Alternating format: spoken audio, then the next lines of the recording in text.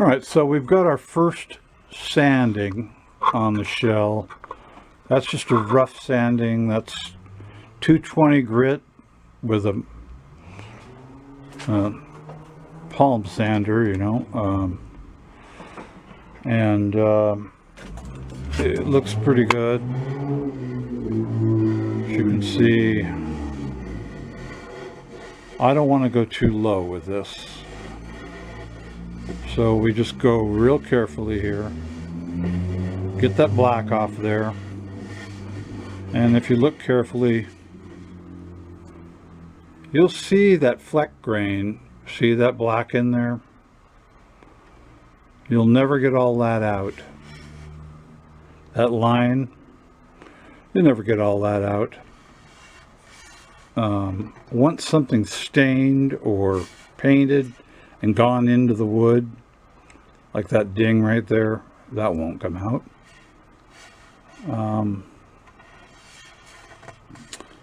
But it's a drum from the late 60s, and it deserves to look better than it did.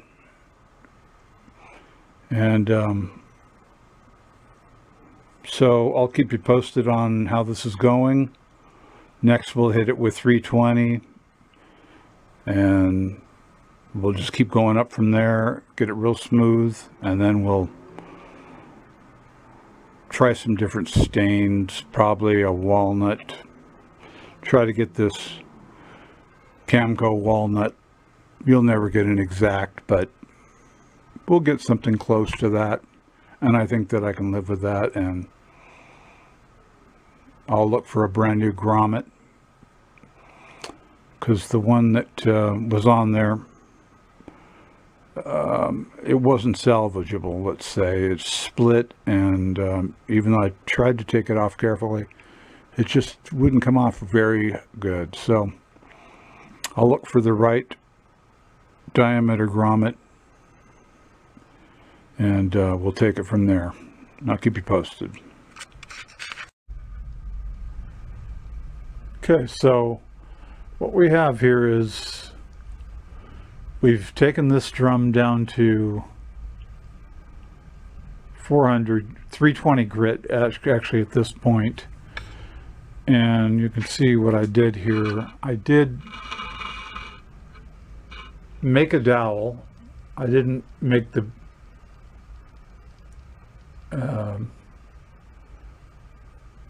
hole any bigger where the throw off went. I just filled in where it had been elongated. Now the throw off fits real nice in there. It's been doweled, and the finish is coming along nice. You can see the fleck grain is starting to become a lot more natural, and starting to see less black in the fleck grain. So now I'm going to go with 400 grit, and I'll show you what that looks like. Oh, what I wanted to say is, when I'm sanding this shell, I go between the lugs. That's one panel. Then the next panel is between the lugs. So I'll only sand in this pattern for one piece of sandpaper. I won't use this for more than that. So I just wanted to be clear. I don't use paper very long. It tends to wear out. I don't push very hard on my paper either. I let the sandpaper do its work. So it'll take 2 sheets, I guess they're 9 by 11, to go around the drum. 4 and 4. Okay, that's what I do. Okay, we've finished sanded this drum. We started at 220 to get the paint off. Then we went to 320. Then we went to 4. Then we went to 500. And then we finished it with 600 grit. Now we're going to decide what the stain's going to be for this drum. We'll try to match it up as close to what Camco offered back in the late 60s. Now watch the progress. Okay, we're back. Another day, another piece of the puzzle on this Camco snare drum. I brought in another drum that I have of Camco with an original, I believe, walnut finish is what it looks like. And I'm trying to decide which finish to put on this drum. I'm kind of a purist. I kind of want to have it original. Well, as original as you can be, being a refin. So I'm kind of hedging towards a maple finish, because you'll never get the finish to look original anyway. And Camco offered, now let's get this, a few different wood grain finishes. You've got your choice of red stain, ebony stain, clear maple, walnut stain, or moss green stain. And I'm thinking clear maple would probably be the one for me. So that's probably what we're going to do. Now the inside of this drum here,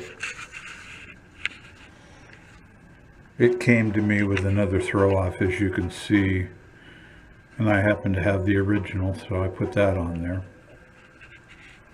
But you can see the inside is, it was probably stained originally.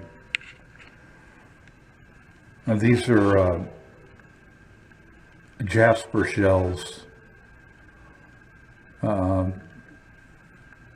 and this drum over here, the shell I'm working on, it's either been sanded out or I don't know, maybe it was never coated on the inside. We just don't know. So what I'm thinking is, you know, I'll remove this tape, clean it up, any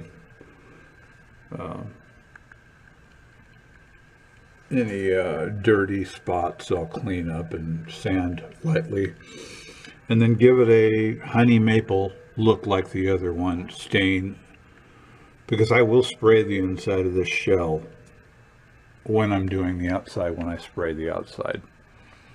So that's where we're at today. This shell is ready to go on the spraying. But I have a few other drums that I'm going to be working on. Early 30s Slingerland, pre-Slingerland Radio King drums, snare drums, both 6.5s, solid maple. And I may start working on these in different videos, playlists. So look forward to those. But back to this one we go. I'll keep you posted on what we're doing on the staining. Okay, now we've lightly sanded the interior of the drum shell, and we've applied a light coat of stain. I use this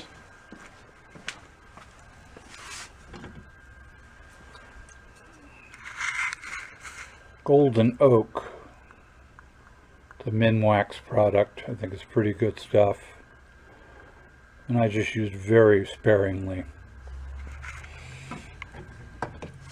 So now we're going to get ready to apply a sealer coat of nitrocellulose lacquer, and I'll bring you abreast of that when I've got that mixed.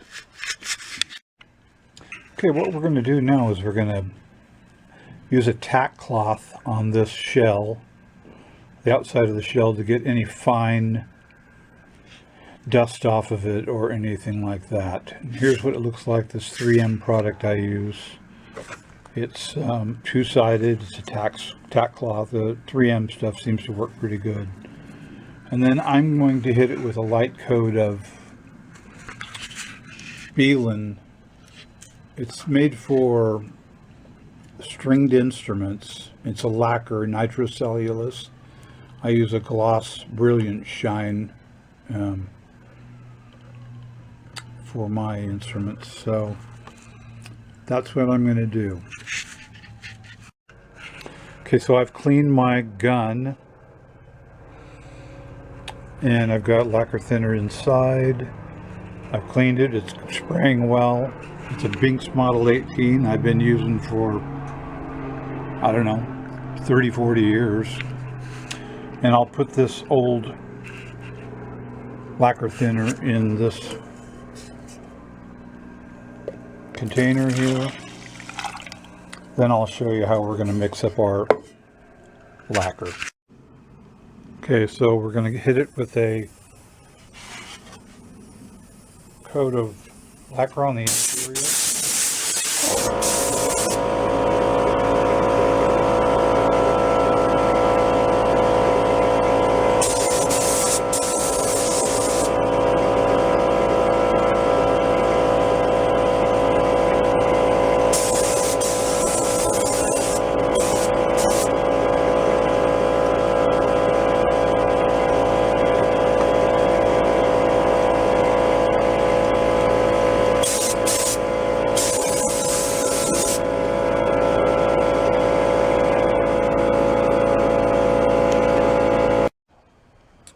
Now the nice thing about working with lacquer is that it sets up really quite quick, and you can see inside the shell it's got a nice coat on it, but it's not real thick. We don't want a real thick coat. So what I'll do is I'll take the tack rag, run it around it several times. We want to get any dust off this outside as we can. Run that around, turn it over, do it again, and then we're ready to hit it. So the first coat's going to be very light. It's just called the tack coat.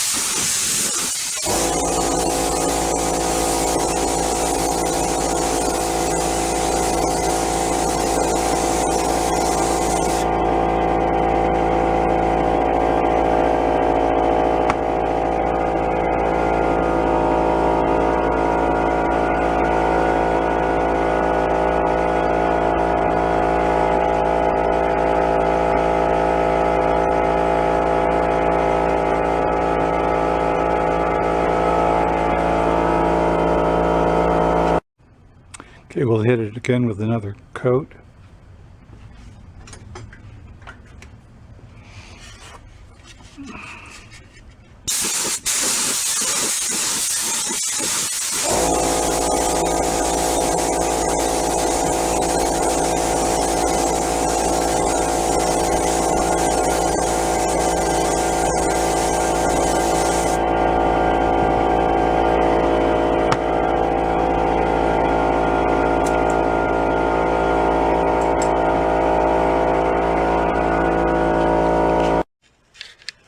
Okay, we've got our two coats on the drum shell at this point.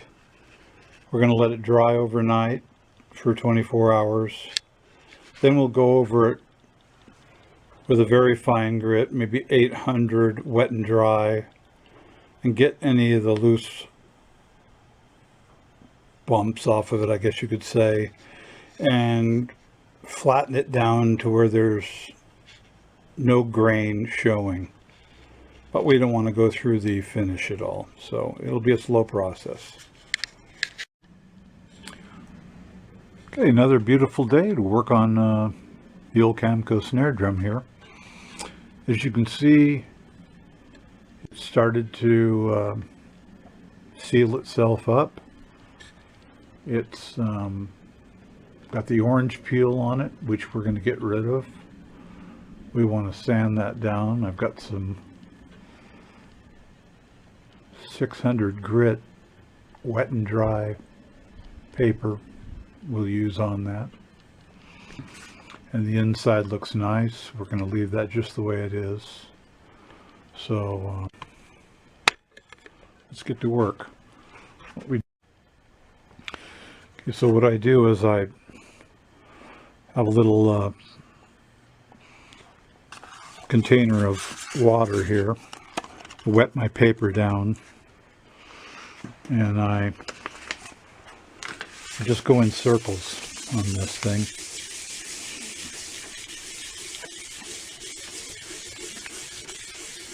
And I'm going to take it down just enough to where the orange peel is gone.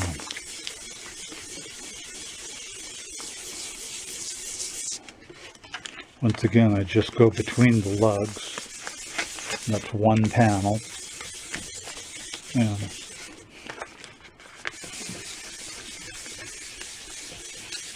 I can just about feel when this orange peel is gone too. I'll wet it down a little more.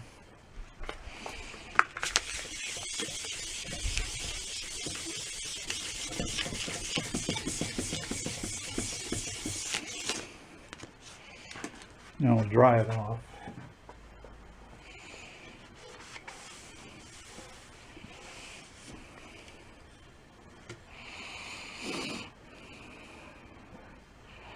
And you can see that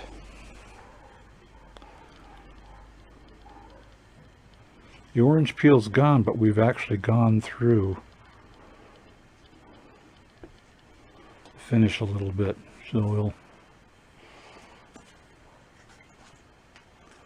we're not going to go down that low anymore.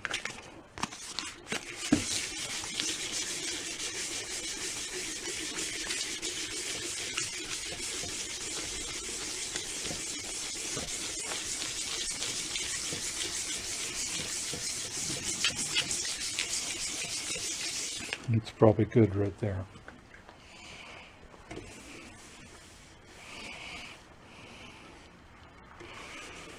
Just a little bit of orange peel left.